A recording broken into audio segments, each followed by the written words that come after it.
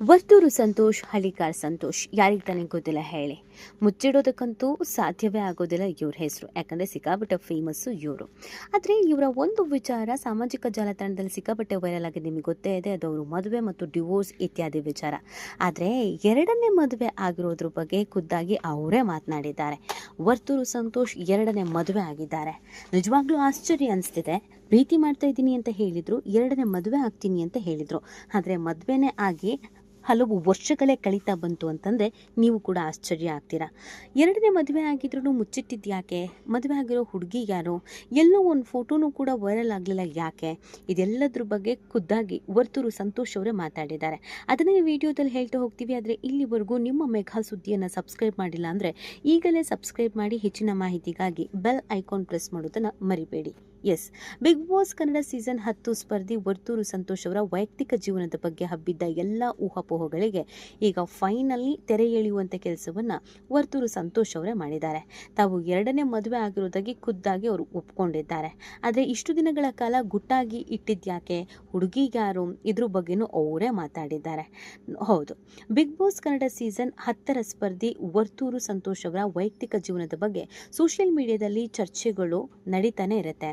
ಹಿಂದೆ ನಟಿ ತನಿಷಾ ಕುಪ್ಪಂಡ ಅವರೊಂದಿಗೆ ವರ್ತೂರು ಸಂತೋಷ್ ಮದುವೆ ಆಗಲಿದ್ದಾರೆ ಅನ್ನುವ ಸುದ್ದಿಗಳು ಭಾರಿ ಸದ್ದು ಮಾಡಿದ್ವು. ಆದರೆ ಅವರಿಬ್ಬರು ಒಳ್ಳೆಯ ಫ್ರೆಂಡ್ಸ್ ಆಗಿದ್ದು ಅದು ಬರೀ ವದಂತಿಗಷ್ಟೇ ಆಗಿತ್ತು.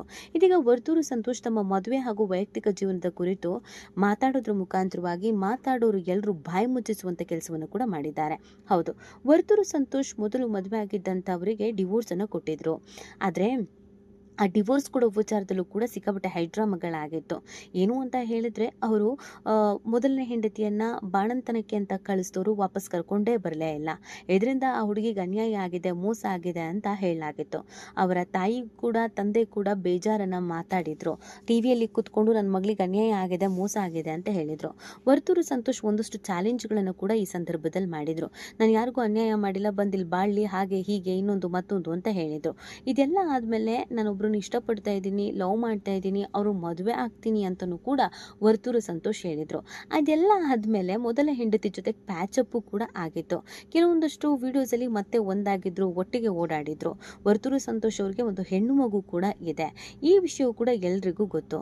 ಆದರೆ ಇದೆಲ್ಲದಕ್ಕಿಂತ ಹೆಚ್ಚಾಗಿ ವರ್ತೂರು ಸಂತೋಷ್ ಎರಡನೇ ಮದುವೆ ಆಗಿ ಅನೇಕ ವರ್ಷಗಳಾಗಿದೆ ಅಂತ. ಹೌದು, ಇತ್ತೀಚೆಗೆ ಒಂದು ಯೂಟ್ಯೂಬ್ ಚಾನಲ್ ಒಂದಕ್ಕೆ ಸಂದರ್ಶನ ನೀಡುವ ಸಂದರ್ಭದಲ್ಲಿ ಮದುವೆ ಬಗ್ಗೆ ಪ್ರಶ್ನೆಗಳು ಎದುರಾದಾಗ ಅವರು ಮುಕ್ತವಾಗಿ ಮಾತನಾಡಿದ್ದಾರೆ. ನಂಗೆ ಆಲ್ರೆಡಿ ಮದುವೆ ಆಗಿದೆ, ಬಿಗ್ ಬಾಸ್ ಮುಗಿದು ಬರ್ತಾ ಇದ್ದ ಹಾಗೇನೆ ನಾನು ಮದುವೆ ಆಗಿದ್ದೀನಿ, ಅದು ಕೂಡ ಲವ್ ಮ್ಯಾರೇಜು.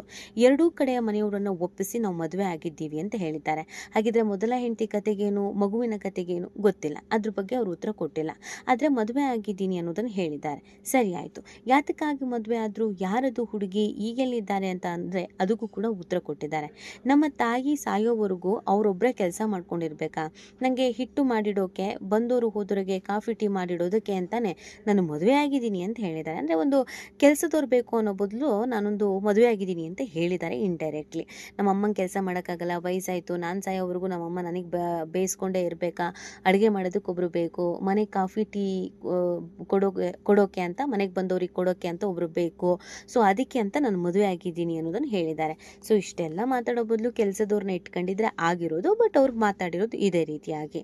ಇನ್ನು ಎರಡನೇ ಮದುವೆ ಆಗಿರೋದು ಹೌದು, ಅದನ್ನು ನಾನು ಲವ್ ಮಾಡಿನೇ ಆಗಿದ್ದೀನಿ, ಲವ್ ಕಮ್ ಅರೇಂಜ್ಡ್, ಮನೆಯವರೆಲ್ಲ ಒಪ್ಪಿಸಿಯೇ ಆಗಿರೋದು ಅಂತ ಹೇಳೋದ್ರ ಮುಖಾಂತರವಾಗಿ ತಮ್ಮ ಎರಡನೇ ಮದುವೆ ಬಗ್ಗೆ ಮಾತಾಡಿದ್ದಾರೆ.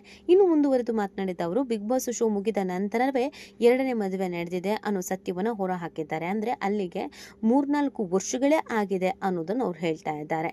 ಎರಡನೇ ಮದುವೆ ಬಿಗ್ ಬಾಸ್ ನಂತರ ಆಗಿದ್ದು, ಈಗ ನೀವು ಕೇಳಿದ್ರಿ ಅಂತ ಹೇಳ್ತಾ ಇದ್ದೀನಿ ಅಷ್ಟೇ. ಫ್ಯಾಮಿಲಿಯನ್ನು ಪಬ್ಲಿಕ್ಕಿಗೆ ತರೋದು ತಪ್ಪು, ಯಾವುದೋ ಒಂದು ಫಂಕ್ಷನ್ನಲ್ಲಿ ನೋಡಿರ್ತೀರಾ ಅಂತಲೂ ಕೂಡ ಇದೇ ಸಂದರ್ಭದಲ್ಲಿ ಅವ್ರು ಹೇಳಿದ್ದಾರೆ. ಯಾಕೆ ನೀವು ಎರಡನೇ ಹೆಂಡತಿ ಬಗ್ಗೆ ಹೇಳಿಲ್ಲ ಅಂತ ಅಂದಾಗ, ಬಿಗ್ ಬಾಸ್ ಸೀಸನ್ 10ರಲ್ಲಿ ಸ್ಪರ್ಧಿಯಾಗಿದ್ದು ವರ್ತೂರು ಸಂತೋಷ್, ಅದಾದಮೇಲೆ 11, 12, ಸೊ ಈಗ 13ನೇ ಸೀಸನ್, ಅಲ್ಲಿಗೆ 3 ವರ್ಷದ ಲೆಕ್ಕಾಚಾರ. ಸೊ ಯಾಕೆ ಹೇಳಿಲ್ಲ ಅಂದಾಗ ಯಾರು ಕೇಳಿಲ್ಲ, ಅದಕ್ಕೆ ಹೇಳಿಲ್ಲ ಅಂತ. ಮತ್ತು ನಿಮ್ಮ ವೈಫ್ನ ಅಥವಾ ನಿಮ್ಮ ಫ್ಯಾಮಿಲಿನ ಯಾಕೆಲ್ಲೂ ಪರಿಚಯ ಮಾಡಿಕೊಟ್ಟಿಲ್ಲ ಅಂತಂದರೆ, ಅವರನ್ನೆಲ್ಲ ಪರಿಚಯ ಮಾಡ್ಕೊಳ್ಳೋಂಥದ್ದು ಏನೂ ಇಲ್ಲ, ಪಬ್ಲಿಕ್ಕಿಗೆ ತರೋದು ಸರಿಯಲ್ಲ, ನಮ್ಮನ್ನೇ ಟ್ರೋಲ್ ಮಾಡ್ತಾ ಇರ್ತಾರೆ. ಅಂಥದ್ರಲ್ಲಿ ನನ್ನ ವೈಯಕ್ತಿಕ ವಿಚಾರವನ್ನು ನಾನು ಯಾಕೆ ಎಲ್ರಿಗೂ ಹೇಳಬೇಕು, ಇವರೇ ನನ್ನ ಹೆಂಡತಿ ಅಂತ ನಾನು ಯಾಕೆ ಎಲ್ಲರ ಹತ್ರ ಹೇಳ್ಕೊಂಡು ಬರಬೇಕು ಅನ್ನುವಂಥ ಅರ್ಥದಲ್ಲಿ ಮಾತನಾಡಿದ್ದಾರೆ. ಅದಲ್ಲದೇನೆ ನನ್ನ ಯಾವುದಾದ್ರೂ ಕಾರ್ಯಕ್ರಮಗಳು, ಫಂಕ್ಷನ್ಸ್ಗಳು, ನನ್ನ ಜೊತೆಗಿರೋದನ್ನು, ನಾವು ಒಟ್ಟಿಗೆ ಓಡಾಡಿರೋದನ್ನು ನೋಡಿರ್ತೀರ, ಅವರೇ ನನ್ನ ಹೆಂಡತಿ ಅಂತಲೂ ಹೇಳಿದ್ದಾರೆ. ಸೊ ಇಲ್ಲಿವರೆಗೂ ಯಾರು ಏನು ಎತ್ತ ಅನ್ನೋದನ್ನು ಹೇಳಿಲ್ಲ, ಬಟ್ ಲವ್ ಮಾಡಿನೇ ಮದುವೆ ಆಗಿದ್ದೀವಿ ಅಂತ ಹೇಳಿದ್ದಾರೆ. ಅಲ್ಲಿಗೆ ವರ್ತೂರು ಸಂತೋಷ್ ಅವರು ಇಷ್ಟು ದಿನ 2ನೇ ಮದುವೆ ಆಗ್ತಾರಂತೆ, 2ನೇ ಮದುವೆ ಆಗ್ಬೋದು ಅಥವಾ ಮೊದಲನೇ ಹೆಂಡತಿ ಜೊತೆಗೆ ಪ್ಯಾಚಪ್ ಮಾಡ್ಕೊತಾರೆ ಅಂತ ಕಾಣಿಸುತ್ತೆ. ಯಾಕಂದರೆ ಒಂದು ಹೆಣ್ಮಗು ಇದೆ, ಈ ಥರ ಎಲ್ಲ ಯೋಚನೆ ಮಾಡ್ತಾ ಇದ್ದವರಿಗೆ ಉತ್ತರ ಕೊಡೋ ಕೆಲಸವನ್ನು ವರ್ತೂರು ಸಂತೋಷ್ ಅವ್ರು ಮಾಡಿದ್ದಾರೆ. ನಾನು ತುಂಬ ಆರಾಮಾಗಿದ್ದೀನಿ, ಮದುವೆ ಆಗಿದ್ದೀನಿ, ಚೆನ್ನಾಗೇ ಇದ್ದೀನಿ, ಅವರು ನಿಮಗೆಲ್ಲ ಪರಿಚಯ ಮಾಡಿಕೊಡ್ಬೇಕು ಅನ್ನೋದು ಏನು ಇಲ್ಲ ಅಂತ ಹೇಳಿದ್ದಾರೆ. ಇನ್ನು ಬಿಗ್ ಬಾಸ್ ಮನೆಯಲ್ಲಿದ್ದಾಗ ತಮ್ಮ ನೇರ ನುಡಿ ಹಾಗೂ ಹಳ್ಳಿಕಾರ್ ತಳಿಯ ಮೇಲಿನ ಅಪಾರ ಪ್ರೀತಿಯಿಂದ ಕನ್ನಡಿಗರ ಮನ ಗೆದ್ದಿದ್ದ ವರ್ತೂರು ಸಂತೋಷ್ ಮನೆಗೆ ಬಂದ ಅತಿಥಿಗಳಿಗೆ ಆತಿಥ್ಯ ನೀಡೋಕೆ ಹಾಗೂ ವಯಸ್ಸಾದ ತಾಯಿಗೆ ಆಸರೆ ಆಗೋಕೆ ಮದುವೆ ಆಗಿದ್ದೀನಿ ಅಂತ ಹೇಳಿರುವಂಥ ಈ ಒಂದು ವಿಚಾರ ಸಾಮಾಜಿಕ ಜಾಲತಾಣದಲ್ಲಿ ಭಾರಿ ಚರ್ಚೆಗೆ ಕಾರಣವಾಗಿದೆ. ಮದುವೆ ಆಗೋದು ಅದು ಅವರವರ ವೈಯಕ್ತಿಕ ವಿಚಾರ, ಆದರೆ ಕೆಲಸ ಮಾಡೋದಕ್ಕೆ ಅಂತಾನೆ, ಅಡುಗೆ ಮಾಡೋದಕ್ಕೆ ಅಂತಾನೆ, ತಾಯಿ ನೋಡ್ಕೊಳ್ಳೋದಕ್ಕೆ ಅಂತಾನೆ, ಮನೆಗೆ ಬಂದವರಿಗೆ ಕಾಫಿ ಟೀ ಕೊಡೋದಕ್ಕೆ ಅಂತಾನೆ, ದನ ಕರುಗಳನ್ನ ನೋಡೋದಕ್ಕೆ ಅಂತಾನೆ ಮದುವೆ ಆಗಿದ್ದೀನಿ ಅಂತ ಹೇಳೋದಿದೆಯಲ್ಲ, ಇದು ಈಗ ವ್ಯಾಪಕ ಚರ್ಚೆ ಕಾರಣವಾಗಿರೋದು. ಹಾಗಿದ್ರೆ ಒಂದು ಕೆಲಸದವ್ರನ್ನೇ ಇಟ್ಕೋಬೋದಿತ್ತಲ್ಲ, ಮದುವೆ ಯಾಕೆ ಆಗೋಕೆ ಹೋದ್ರು? ಒಂದು 10-15 ಸಾವಿರ ಕೊಟ್ಟಿದ್ರೆ ಮನೇಲಿ ಬಂದು ಎಲ್ಲ ಕೆಲಸ ಮಾಡಿ ಊಟ ತಿಂಡಿ ಎಲ್ಲ ಬಡಿಸಿ ಹೋಗೋ ಎಷ್ಟೋ ಕೆಲಸದವ್ರು ಸಿಗ್ತಾರೆ, ಅಂಥವ್ರನ್ನ ಇಟ್ಕೋಬೋದಿತ್ತಲ್ವಾ ಅಂತ ಅನೇಕರು ಪ್ರಶ್ನಿಸಿದ್ದಾರೆ. ಈ ಬಗ್ಗೆ ನಿಮ್ಗೇನು ಅನಿಸುತ್ತೆ ಅನ್ನೋದನ್ನು ನೀವು ಕೂಡ ಕಮೆಂಟ್ ಮಾಡಿ ನಿಮ್ಮ ಅನಿಸಿಕೆ ಮತ್ತು ಅಭಿಪ್ರಾಯವನ್ನು ತಿಳಿಸಬಹುದು.